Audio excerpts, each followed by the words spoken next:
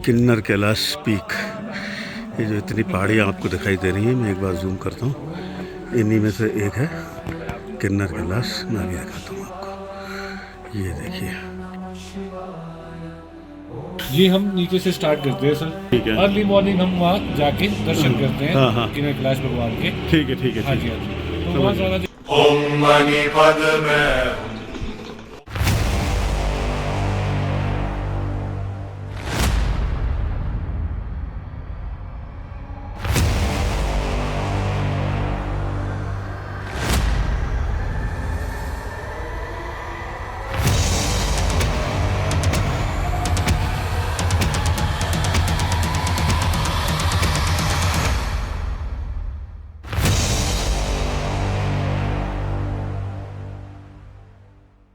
नमस्कार दोस्तों, आपका स्वागत है आपके अपने चैनल एक्सप्लोर विद अनुपम में। आज तारीख है 9 मार्च 2025 और हम हैं इस समय सांगला, हिमाचल प्रदेश में।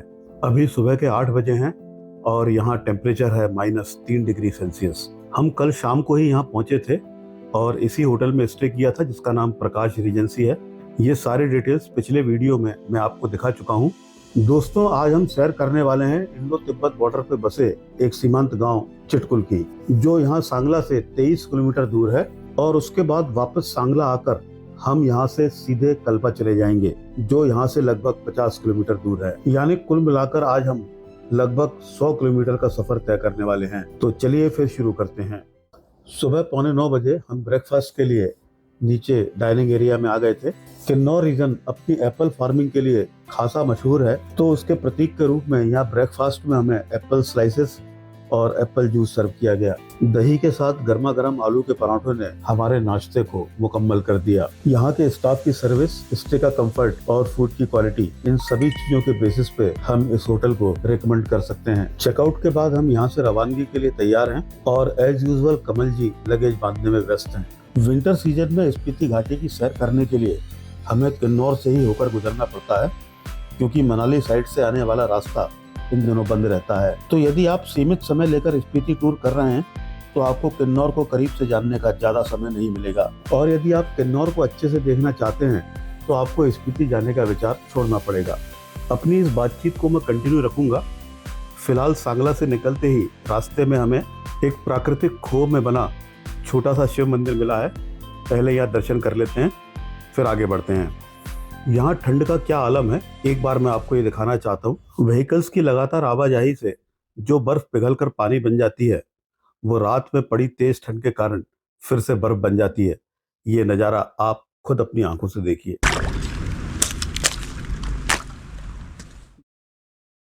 चलिए आगे चलते हैं और किन्नौर के बारे में जो हमारी चर्चा चल रही थी उसको आगे बढ़ाते हैं। किन्नौर अपने आप में इतनी शानदार जगह है कि यहाँ आप कई दिन रुककर यहाँ की संस्कृति, इतिहास, रहन सहन और आजीविका आदि के बारे में तफसील से जानकारी हासिल कर सकते हैं। पर हमारे पास तो लिमिटेड टाइम है, अब इसमें जितना हम देख सकते हैं चलो उतना ही देख लेते हैं। भविष्य में यदि मौका मिला तो हफ्ते 2 हफ्ते का प्रोग्राम केवल किन्नौर का ही बनाएंगे।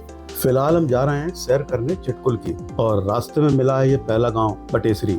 चिटकुल के बारे में बातचीत हम चिटकुल पहुंचकर ही करेंगे। फिलहाल हम बात कर लेते हैं यहाँ के मौसम के बारे में, और साथ ही आप यहाँ के शानदार नज़ारों का लुत्फ भी लेते रहिए। फिलहाल हम पहुंच गए हैं 3100 मीटर के एलिवेशन पर बसे एक छोटे से गांव रक्षम में। ये अपनी प्राकृतिक सुंदरता, पारंपरिक घरों और दुनिया भर में मशहूर किन्नौरी शॉलों के लिए प्रसिद्ध है। चलिए फिर से मौसम वाली बात पर वापस आते हैं। अब जो मैं बात आपसे करने वाला हूँ उसे सुनकर हो सकता है आपको वो गीत याद आ जाए, क्या कहना कि 12 महीने यहाँ मौसम जाड़ों का। जी हाँ दोस्तों, किन्नौर के लिए ये बात अक्षर से सत्य है। हम जैसे गर्म मैदानी इलाकों में रहने वाले लोगों के लिए तो यहाँ समर्स में भी विंटर वाला माहौल ही रहता है। गर्मियों में यहाँ दिन का टेम्परेचर बमुश्किल 30 डिग्री से ऊपर जाता होगा, वो भी बहुत निचले इलाकों में, और रात का टेम्परेचर तो 0 से नीचे ही रहता है। सर्दियों में यहाँ पारा दिन के समय 0 से ऊपर मुश्किल से ही जाता होगा, और रात को तो -20 डिग्री तक नीचे चला जाता है।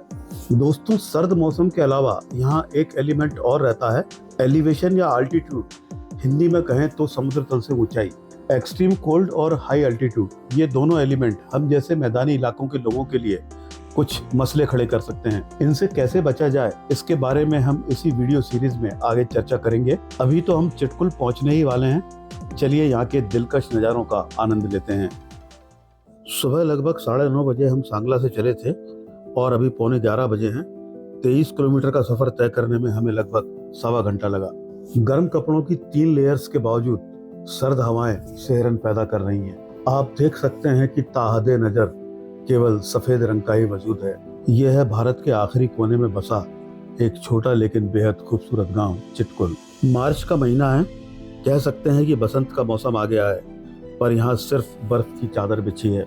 इस गांव तक एक आम टूरिस्ट बिना परमिट के आ सकता है। इसके आगे फिर सेना की चौकियां हैं और उसके बाद तिब्बत का बॉर्डर। लगभग 3,500 मीटर की हाइट पर बसे इस गांव में नाम मात्र की आबादी है और इसमें से भी अधिकतर लोग इन सर्दियों में निचले इलाकों में चले जाते हैं और थोड़े बहुत जो किसी कारण से यहाँ रह जाते हैं वो इस शदीद मौसम को सहन करते हैं। चारों तरफ ऊंचे पहाड़ और नीचे बहती बसपा नदी की कलकल। यहाँ आकर ऐसा लगता है मानो वक्त ठहर सा गया है। ऐसा सुकून कोलाहल भरे शहरों से आए लोगों के लिए एक दिवा स्वप्न जैसा है। स्थानीय रूप से प्रचलित एक प्राचीन मान्यता के अनुसार ये देवताओं का विश्राम स्थल है। ये बॉर्डर पर बसा आखिरी गांव है। हालांकि ऐसे कई स्थान भारत में हैं जो सीमावर्ती क्षेत्रों में बसे हैं, तो जाहिर है वो आखिरी ही होंगे। अब चूंकि ये गांव भारत का आखिरी गांव है, तो यहाँ की हर चीज भारत की आखिरी ही होगी। जैसे यहाँ ये बोर्ड लगा है भारत का आखिरी पोस्ट ऑफिस या भारत का आखिरी ढाबा। पहले ये यहाँ का अकेला ढाबा रहा होगा तो हिंदुस्तान के आखिरी ढाबे के नाम से मशहूर हो गया, लेकिन अब तो और भी कई दुकानें खुल गई हैं। कई सेलिब्रिटीज अपनी चिटकुल विजिट के दौरान इस ढाबे पर अपनी दस्तक दे चुकी हैं, जिनके फोटोग्राफ्स यहाँ के ओनर ने बड़े प्रोमिनेंटली यहाँ लगा रखे हैं। हमने भी इस सर्द मौसम में गर्म चाय का मजा लिया, पर इस आखिरी ढाबे में नहीं, आखिरी से पहले वाले ढाबे में। यहाँ काफी देर रुककर हमने इन हसीन कुदरती नज़ारों का लुत्फ लिया और फिर से आने की चाहत और हसरत के साथ यहाँ से आगे के सफर पर रवाना हो गए। तो दोस्तों, चिटकुल की सैर के बाद अब हम बसपा घाटी या यूं कहें सांगला घाटी से विदा लेंगे। अब हम कल्पा की तरफ जा रहे हैं। आज का हमारा स्टे कल्पा में ही होने वाला है। कल्पा के बारे में बात कल्पा पहुंच कर ही करेंगे। अभी मैं आपको ये बता दूं कि वापसी में हम सांगला होते हुए कड़छम तक उसी रास्ते से वापस जाएंगे जिससे कल हम यहाँ आए थे। कड़छम पहुंचकर हम एक बार फिर NH5 पर चलते हुए सतलुज नदी के किनारे पहुंच जाएंगे। हालांकि मैं डायरेक्ट कट टू कड़छम कर सकता था, पर बसपा घाटी के इन शानदार नज़ारों को अपने वीडियो में शामिल करने का लोभ संवरण नहीं कर पाया। वैसे भी गाड़ी की दिशा बदलने से अब घाटी के दृश्य मेरे सामने हैं, जो आते वक्त अपोजिट साइड थे। चलिए इसी बीच उस विषय में बात कर लेते हैं जो सर्द मौसम और हाई एल्टीट्यूड से बचाव के बारे में है। दोस्तों, सर्द मौसम से बचने का तो उपाय सीधा सा है। अगर सर्दियों में आप यहाँ आते हैं तो पर्याप्त गर्म कपड़ों का इंतजाम रखें जो खास तौर पर यहाँ के लिए मुफीद हों। अत्यधिक सर्दी के टाइम यानी शाम के बाद कोशिश करें कि आप कमरे से बाहर ना जाएं। दोस्तों, हम सांगला पहुँच गए हैं। बड़ा शांत और ठहरा हुआ सा कस्बा है। दोपहर का वक्त है और यहाँ कोई खास हलचल नहीं है।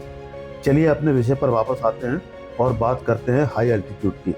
तो उसके कारण आने वाली परेशानी है AMS या एक्यूट माउंटेन सिकनेस, जो वैसे तो एक्लेमेटाइजेशन से ही हल हो जाती है। फिर भी यदि थकान, नींद ना आना या वॉमिटिंग जैसे सिम्टम्स हों तो डॉक्टरी सलाह ली जा सकती है। पर यदि आप लंग्स से रिलेटेड किसी बीमारी से या हाइपरटेंशन यानी हाई ब्लड प्रेशर से या डायबिटीज से पीड़ित हों तो यहाँ आने के पहले अपने डॉक्टर से जरूर कंसल्ट कर लें। अपनी जरूरी दवाइयाँ पर्याप्त मात्रा में अपने साथ लेकर चलें। कड़छम पहुँचते ही बसपा नदी मंथर गति से बहने लगती है, मानो सतलुज में मिलकर अपना वजूद खोने के पहले थोड़ा रुकना चाहती हो। इस ब्रिज को क्रॉस करते ही हम सतलुज और बसपा के संगम स्थल पर पहुंच गए हैं। यहाँ थोड़ी देर रुककर मैं कोशिश करता हूं कि पास से आपको संगम दिखा पाऊं। हम जिस धारा के किनारे खड़े हैं वो बसपा है और उधर दूर सामने से जो नदी आती हुई दिखाई दे रही है वो सतलुज है। और वहाँ सामने कड़छम डैम है जो ठीक संगम पर ही बना हुआ है और अब हम उसके सामने से ब्रिज को क्रॉस करके निकलेंगे। दोपहर का समय है और अल्टीट्यूड भी थोड़ा कम हो गया है, तो अब ठंड से भी राहत हो गई है। तो ये हमने कड़छम ब्रिज क्रॉस कर लिया और पहुंच गए NH5 पर। NH5 और सतलज फिर से कुछ किलोमीटर के लिए हमारे साथ हैं। अब चूंकि हमें कल्पा जाना है तो आगे पोवारी गांव के पास से हम एक बार फिर NH5 को छोड़कर NH505A पर चलेंगे। मैं देख पा रहा हूँ कि इस एरिया में कोई ना कोई कंस्ट्रक्शन एक्टिविटी चल ही रही है। यहाँ भी काफ़ी लेबर और मशीनरी काम पर लगी हुई है। अब वो एग्जैक्टली क्या काम है इस बारे में तो मुझे भी जानकारी नहीं है। खैर, इस शोंगटोंग ब्रिज को क्रॉस करके हम सतलज के दूसरे किनारे पर पहुँच गए हैं। हम कुछ ही दूर चले थे कि यहाँ सड़क पर ट्रैफिक रुका हुआ है। पता करने पर जानकारी मिली कि कोई ब्लास्टिंग होने वाली है। ट्रैफिक रिज्यूम होने पर आगे बढ़े तो धूल का एक गुबार था जिसे हमें क्रॉस करना पड़ा। जब तक मैं अपना कैमरा ऑन करता तब तक हम उस गुबार से काफ़ी बाहर आ चुके थे। अब यहीं कहीं वो जगह है जिसे पोवारी कैची कहते हैं, जहाँ से रेपोंग पियो और कल्पा के लिए रोड डाइवर्ट होकर NH505A बनेगी। लीजिए, हम आ गए हैं NH505A पर अपनी आज की मंजिल कल्पा तक जाने के लिए। लेकिन उसके पहले हमें एक शहर रेपोंग पियो से होकर गुजरना पड़ेगा। पोवारी, जहाँ से हमने NH5 छोड़कर NH505A पर डाइवर्जन लिया था, वहाँ का एलिवेशन लगभग 2300 मीटर है और रेकोंग पियो का एलिवेशन लगभग 2700 मीटर है। तो इस 400 मीटर की हाइट हमें केवल 8 किलोमीटर में गेन करनी है। तो जाहिर है इन घुमावदार पहाड़ी सड़कों से ही जाना पड़ेगा। हम थोड़ी ही देर में रेकोंग पियो पहुंचेंगे तो कुछ बात रेकोंग पियो के बारे में कर लेते हैं। रेकोंग पियो किन्नौर जिले का जिला मुख्यालय है। अधिकांश मुख्य प्रशासनिक दफ्तर जो किसी डिस्ट्रिक्ट एडमिनिस्ट्रेशन से रिलेटेड होते हैं वो यहीं पर है। लगभग 2700 मीटर की हाइट पर बसा ये शहर जिले का प्रमुख व्यापारिक केंद्र भी है। दोपहर के 2:15 बजे हैं, हम पहुंच गए हैं रेकोंग पियो, जिसे अक्सर स्थानीय लोग केवल पियो के नाम से पुकारते हैं। ट्रैफिक सिग्नल पर जहां हम खड़े हैं वो यहां का मेन मार्केट एरिया है। हम थोड़ी देर रेकोंग पियो में रुकेंगे क्योंकि हमें लंच भी लेना है और इसी बहाने इस शहर में थोड़ी तफरीह भी कर लेंगे। लंच के लिए हम यहाँ की फेमस पंडित स्वीट शॉप पर आए हैं। मिठाइयों की कई वैरायटीज़ के साथ यहाँ भोजन भी उपलब्ध रहता है। हमने अपने लिए यहाँ की थाली ऑर्डर की है। जितनी भी देर हम इस शॉप पर रुके हमें यह महसूस हुआ कि यहाँ काफ़ी रश रहता है। उस लिहाज से यहाँ स्टाफ थोड़ा कम है तो हमें सर्विस के लिए थोड़ा इंतज़ार करना पड़ा। जहाँ तक टेस्ट और क्वालिटी का सवाल है वो शानदार थे। लंच लेकर थोड़ी चहलकदमी करते हुए हमने यहाँ के मार्केट को एक्सप्लोर किया, थोड़ी बहुत शॉपिंग भी की। चलिए अब अपनी आज की मंजिल कल्पा की तरफ चलते हैं। दोस्तों, अभी जब तक हम रेकोंग पियो शहर से गुजर रहे हैं आपको एक जानकारी देता चलूं कि किन्नौर जिला 1960 के पहले एक जिला ना होकर एक तहसील चीनी का हिस्सा था। जी हाँ दोस्तों, एक तहसील थी चीनी जिसका जिला था महासू। आज़ादी के पहले और उसके कुछ वर्ष बाद तक भी महासू इस पर्वतीय क्षेत्र का सबसे बड़ा जिला था। इतना बड़ा कि आज के शिमला, सोलन, सिरमौर और किन्नौर के इलाके इसमें शामिल थे। फरवरी 1960 में पुनर्गठन हुआ और किन्नौर क्षेत्र को एक जिले के रूप में पहचान मिली। रेकोंग पियो को उसका हेडक्वार्टर बनाया गया। दोस्तों, कल्पा जहाँ का एलिवेशन लगभग 3000 मीटर है, वहाँ जाते हुए ऊंचाई बढ़ने के साथ साथ अब हमें बर्फ भी दिखाई देने लगी है। कल्पा पहुँचने के बाद हम होटल में चेक इन के पहले ही कल्पा को एक्सप्लोर कर लेंगे क्योंकि हमारा कल का सफ़र भी काफ़ी लंबा है। कल इतना समय नहीं मिलेगा कि हम कल्पा को एक्सप्लोर कर पाएँ। जिस दिन से हमने अपनी ये ट्रिप स्टार्ट की है मौसम लगातार खुला हुआ है, बढ़िया धूप खिली रहती है तो दिन के समय सर्दी उतना परेशान नहीं करती, जबकि टेम्परेचर इस समय काफ़ी लो है। खुले मौसम का एक फ़ायदा और मिल रहा है कि हिमालय की ऊंची चोटियां हमें साफ दिखाई दे रही हैं और आज तो हमें हिमालय का ऐसा शिखर दिखने वाला है जिसके दर्शन की तमन्ना काफ़ी समय से थी। बस थोड़ा और इंतज़ार। कार से उतरते ही कल्पा की सर्द हवाओं ने अपना दामन फैलाकर हमारा स्वागत किया। हर सांस में ऐसा लग रहा था मानो बर्फ सी घुल गई हो और नज़रों के सामने था किसी परी कथा जैसा दृश्य। धीरे धीरे हम कल्पा की गलियों में उतरते चले गए। गलियां जो समय की रफ्तार से बेखबर अपनी ही धुन में रहना चाहती हूँ। रास्ते में एक खामोश और पुरसुकून इमारत दिखी जो एक मोनेस्ट्री है। इसके प्रार्थना चक्र नीचे गली में ही लगे हुए हैं। इन प्रार्थना चक्रों को घुमाते हुए हमें महसूस हो रहा था कि प्रार्थना का कोई भी स्वरूप हमें सुकून जरूर देता है। इस मोनेस्ट्री को हम लौटते हुए कवर करेंगे। अभी हम तलाश में हैं उस नारायण डांगनी टेम्पल के जिसके बारे में हमें हमारे ड्राइवर कमल जी ने बताया है। इन सुनसान सी गलियों में इतनी खामोशी है कि बस कहीं दूर से मंदिर की घंटियों की आवाज़ें आ रही हैं या बीच बीच में हवा की सरसराहट। बमुश्किल हमें कोई शख्स मिला तो हम उसके बताए रास्ते पर चल पड़े जो किसी स्कूल के परमाइसिस में से होकर गुजरता था। वहां पहुंचे तो देखा कि एक ऊंचे टावर नुमा इमारत है जिसके एंट्रेंस पर लिखा है देवी चंडिका किला। इस इमारत के दरवाजे तो बंद थे और कोई आसपास था नहीं जो इसकी तफसील से जानकारी दे सके। यहाँ हम कुछ देर रुके रहे और कोशिश करते रहे कि कुछ तफसील से जानकारी मिल पाए। हमने यहाँ रुककर कुछ देर फोटोग्राफी भी की और फिर यहाँ से बाहर निकल लिए। हम बाहर निकले ही थे कि सामने के पहाड़ों पर नजर पड़ी। हमें अचानक याद आया कि किन्नर कैलाश के दर्शन भी तो यही कल्पा से होते हैं।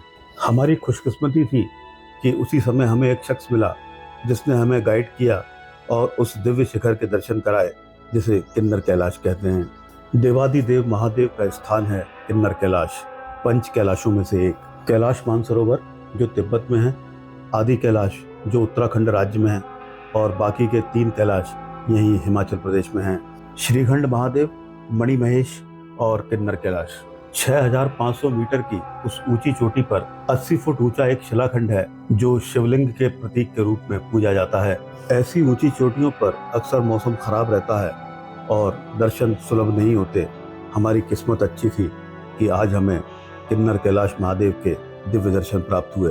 महादेव के दर्शन के बाद उन्हीं खामोश गलियों में से होते हुए हम वापस जाएंगे और रास्ते में रुकेंगे उस मॉनेस्ट्री पर जिसे हम पीछे छोड़ आए थे। दोस्तों, देवी चंडिका किला नाम के जिस मॉन्यूमेंट को अभी हमने विजिट किया था वो टिपिकली हिमाचली शैली में बना है। इस आर्किटेक्चर को काठपुरी शैली कहते हैं। इसमें लकड़ी के स्लैब्स और पत्थरों का इस्तेमाल करके पूरी इमारत खड़ी की जाती है, जबकि इस प्राचीन मोनेस्ट्री को बनाने में टिपिकल तिब्बती आर्किटेक्चर का इस्तेमाल हुआ है। इस मोनेस्ट्री के परिसर में स्थित ये सफेद स्तूप इस बात की गवाही है। यहाँ आज किसी विशेष पूजा का आयोजन है और अंदर लामा जी उसी की तैयारी में लगे हुए हैं। हमें अंदर तो प्रवेश नहीं मिला पर बाहर से ही वीडियो बनाने की अनुमति मिल गई। इस मोनेस्ट्री का इतिहास 1000 साल से भी ज्यादा पुराना है। 950 ईस्वी के आसपास एक बौद्ध संत रिंचेन जांगपो ने इसकी स्थापना की थी। रिंचेन जांगपो का तिब्बत में बौद्ध धर्म के प्रसार में काफी योगदान रहा है। ऐसा माना जाता है कि उन्होंने बौद्ध साहित्य का संस्कृत से तिब्बती भाषा में अनुवाद किया था। यहाँ अंकित एक लेख को मैं स्टिल के रूप में स्क्रीन पर दिखा रहा हूँ। आप चाहें तो वीडियो पॉज करके इसे पढ़ सकते हैं। इस परिसर में कुछ ऐसे पत्थर भी सहेज के रखे गए हैं जिन पर तिब्बती भाषा में कुछ मंत्र अंकित हैं। दोस्तों, रास्ते में ये बगीचे जो आपकी नजर में हैं, ये सेब के बागान हैं। फागू जहाँ हम पहले दिन रुके थे वहां से लेके यहाँ तक की यात्रा में ये लगभग हर जगह मौजूद थे, पर मैंने इनका जिक्र नहीं किया क्योंकि इनमें ना तो अभी पत्ते हैं, न फूल हैं, न फल। बस अब कुछ ही दिनों की बात है, ये फिर से हरे भरे हो जाएंगे और जून जुलाई आते आते ये फलों से भी लग जाएंगे। अभी हमें एक जगह और जाना है जिसका नाम ही सुनने में बड़ा अजीब है। लोग इसे आमतौर पर सुसाइड पॉइंट के नाम से जानते हैं, पर यह नकारात्मक नाम उस स्थान की बनावट के कारण उसे यूं ही मिल गया है। असल में तो एक क्लिफ है जिसका नाम रोला क्लिफ है। हम पहुंच गए हैं रोला क्लिफ पर। बस एक गहरा गार्ज है जिसके एक तरफ सीधी खड़ी चट्टान है और नीचे सतलज बह रही है। इसे रेलिंग लगाकर बंद कर दिया गया है ताकि कोई दुर्घटना ना घटे। मुझे ये जगह कुछ खास नहीं लगी। ऐसी क्लिफ्स तो हिमालय में जगह जगह मिलती हैं। इससे बेहतर तो ये होता कि वहीं कल्पा गांव में थोड़ी देर और घूमते या किसी लोकल से कुछ बातचीत कर लेते। चलिए अब उस होटल को तलाशते हैं जहां आज हमें स्टे करना है। यह है वो होटल जहां आज हमारा स्टे है। होटल का नाम हिम पैराडाइज है और यहाँ आमने सामने एक ही ओनर की 2 होटल्स हैं, तो रिसेप्शन सामने वाली बिल्डिंग में है। हालांकि जिस होटल में हमें रूम मिला है वो बिल्डिंग काफ़ी पुरानी है और सामने ये जो बिल्डिंग है ये अभी नई कंस्ट्रक्ट हुई है, पर हमें रूम पुरानी बिल्डिंग में क्यों दिया इसके पीछे का कारण बस आपको अभी पता चलेगा। चेक इन की फॉर्मेलिटीज के बाद हमने अपने रूम का मुआयना किया। रूम काफ़ी सादा सा है लेकिन काफ़ी सुविधापूर्ण है। यहाँ बेड पर इलेक्ट्रिकली ऑपरेटेड वार्मर लगे हैं। ये सुविधा हमें सांगला वाले रूम में भी मिली थी। शायद इस स्थान की ये ज़रूरत है। हम जैसे मैदानी इलाकों के लोगों के लिए असहनीय ठंड से बचने का ये बढ़िया उपाय है। और सबसे बड़ी हाईलाइट यह है रूम की बड़ी सी बालकनी और सामने जो हिमालय की चोटियाँ आपको दिखाई दे रही हैं इनमें से एक किन्नर कैलाश भी है। मतलब हम जब चाहें जब किन्नर कैलाश के दर्शन अपने रूम से ही कर सकते हैं। हमारे टूर ऑपरेटर ने इसीलिए इस होटल में हमारा रूम बुक किया है क्योंकि सामने वाले होटल से ये नज़ारे संभव ही नहीं है। इन ट्विन होटल्स का मैनेजमेंट संभालने वाले शर्मा जी हमारे रूम में आए हैं और हमें किन्नर कैलाश ट्रैक के बारे में कुछ जानकारी दे रहे हैं। ऑफिशियली ये ट्रैक जुलाई के आखिरी या अगस्त के पहले शुरू होता है और बड़े limited number of person per day इसमें अलाउड होते हैं। रेस्ट होता है, ठीक है। हाँ। तो उसके बाद हम रात को यहाँ से 2 बजे स्टार्ट अच्छा, स्टार्ट फिर से करते हैं, जाते ठीक है ठीक है। तो ऊपर का डिस्टेंस है 11 किलोमीटर में भी रुक भी नहीं सकते हैं। अच्छा, बहुत हवा चलती होगी वहाँ। हवा चलती है, फिर हाँ, ऑक्सीजन का ऑक्सीजन issue कभी रहता है। इशू रहता है। हाँ। तो हम वहाँ आधा पौना घंटा रुक के अच्छा, फिर वापस होना फिर है। हम वापस आते हैं नीचे। किरण कैलाश के बिल्कुल ठीक नीचे है गौरी कुंड। थोड़ी देर आराम करके हमने अपनी थकान उतारी। अब टाइम डिनर का है, तो उसके लिए हमें सामने वाली बिल्डिंग में जाना पड़ेगा क्योंकि डाइनिंग एरिया वहीं पर है। आज इन होटल्स में गेस्ट बहुत ज़्यादा हैं क्योंकि किसी टूर ऑपरेटर का ग्रुप टूर यहाँ पे आया हुआ है। 5-6 टेम्पो ट्रेवलर गाड़ियाँ भर के टूरिस्ट यहाँ आए हुए हैं। मेरे ख्याल से इनके लगभग सारे ही रूम ऑक्यूपाइड हैं। डिनर के लिए बढ़िया सा बुफे लगा हुआ है। चलिए डिनर फिनिश करके आराम करते हैं और कल सुबह आपसे मुलाकात करते हैं। कल की हमारी यात्रा ताबो तक है। कल हम स्पीति वैली में प्रवेश कर जाएंगे। कल का सफर हमारा और भी रोमांचक होने वाला है, तो उसे मिस मत कीजिए। दोस्तों, विंटर स्पीति सीरीज के तीसरे पार्ट को हम यही समाप्त करते हैं। वीडियो आपको कैसा लगा कमेंट करके जरूर बताइए। वीडियो अच्छा लगा हो तो लाइक कर दें और अपने फ्रेंड्स और फैमिली के साथ शेयर कर दें। आपका ये एक क्लिक हमारे हौसले में कई गुना इजाफा करता है। एक बार फिर चैनल को सब्सक्राइब करने के अनुरोध के साथ मैं आपसे विदा लेता हूँ। धन्यवाद। आपका दिन शुभ हो।